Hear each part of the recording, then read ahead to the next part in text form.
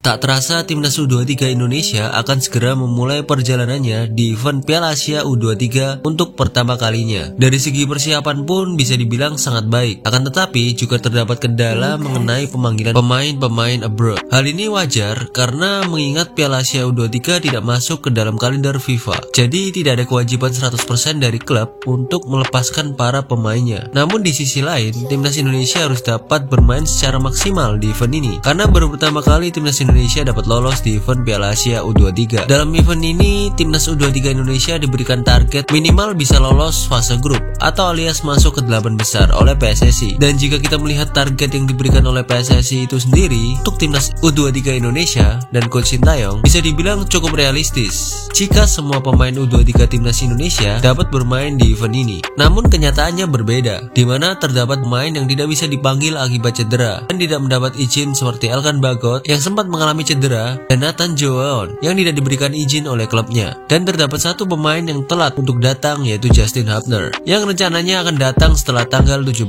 April, yang artinya Justin akan melewatkan atau absen pada pertandingan sangat penting, yaitu saat melawan Qatar sang tuan rumah. Dan ditambah lagi sangat mepet datangnya dengan pertandingan Indonesia melawan Australia yang diadakan pada tanggal 18 April. Menurut The Entertainment TV, pertandingan melawan Qatar dan Jordania adalah pertandingan yang paling penting dan realistis untuk timnas Indonesia bisa meraih poin. Akan tetapi, bukan berarti saat melawan Australia kita tidak mampu meraih poin, karena mengingat ini sepak bola, semua bisa terjadi. Namun jika kita melihat di atas kertas soal kualitas dan pengalaman pemain, lawan Australia adalah lawan yang terberat bagi timnas Indonesia. Dengan tidak full timnya Indonesia ini, otomatis juga akan mempengaruhi keseimbangan di dalam skuad timnas Indonesia. Jadi memang benar seperti apa yang dikatakan mayoritas orang, bahwa dengan skuad ini Indonesia tidak akan mudah untuk dapat tembus 8 besar. Karena jika kita melihat pemain yang absen atau telah datang adalah pemain yang memiliki peran yang sangat penting dan vital, seperti Justin Hubner, yang dimana kita tahu pemain ini sangat luar biasa baik dalam jiwa kepemimpinannya di lini belakang, skillnya, dan pengalamannya. Jadi peran Justin sangat-sangat diperlukan di lini belakang timnas Indonesia. Lalu ada Elkan Bagot yang sama-sama kita tahu postur tubuh dan kemampuan passingnya yang sangat bagus, juga sangat dibutuhkan di lini belakang timnas Indonesia. Lalu Nathan Joaon sebenarnya ada pelapisnya, yaitu Pratama Arhan. Namun sama saja, semakin lengkap komposisi pemain maka juga akan semakin bagus. Jika Nathan Joaon bisa dimainkan, juga bukan tidak mungkin ia dimainkan untuk posisi center back jika menggunakan formasi 3 back, karena mengingat dari segi postur dan kualitas passing bisa dibilang sangat oke untuk posisi center back. Lalu Justin bisa dimainkan sebagai gelandang tengah, sama seperti saat di Piala Asia Senior, di mana Justin diduetkan oleh Ivar Jenner di lini tengah dan hasilnya sangat bagus. Dan dengan demikian kemungkinan formasi yang akan digunakan Coach Shin adalah antara 4-3-3, 3-4-3 atau 4-2-3-1, dan yang paling mungkin adalah 3-4-3, di mana di posisi kiper jelas Hernando Ari, di posisi lini belakang ada Justin Hubner,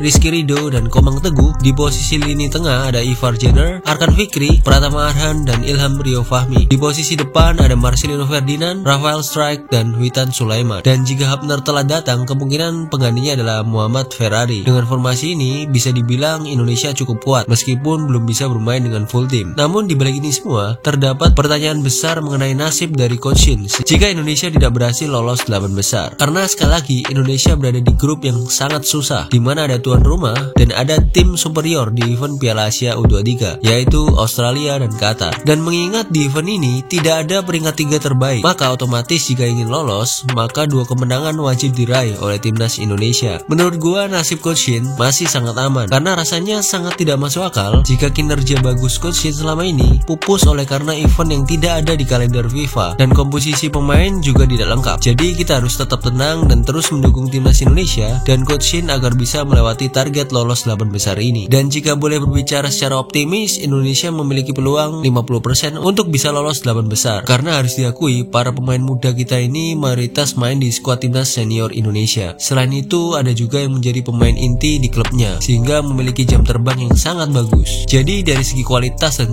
jam terbang bisa dibilang timnas muda kita ini akan bisa bersaing di Piala Asia U23 ini, dan juga sangat mungkin jika kita berhasil mencetak sejarah di ajang ini. Kita tunggu saja sejarah apa yang akan dicetak oleh timnas Indonesia di event Piala Asia U23 Qatar ini.